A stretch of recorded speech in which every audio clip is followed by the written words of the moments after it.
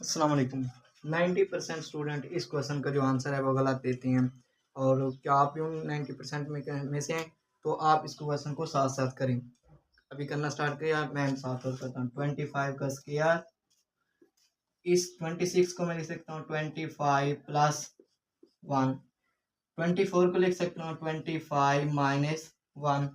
ये देखें a plus b into a minus b, तो इसको हम लिख सकते हैं a का स्क्वायर माइनस b का स्क्वायर। तो ये हो जाएगा 25 का स्क्वायर, इधर 25 का स्क्वायर माइनस 1 का स्क्वायर।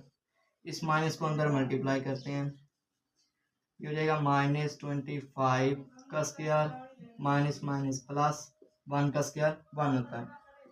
25 के स्क्वायर से 25 का स्क्वायर कैंसिल हो गया, रह गया 1।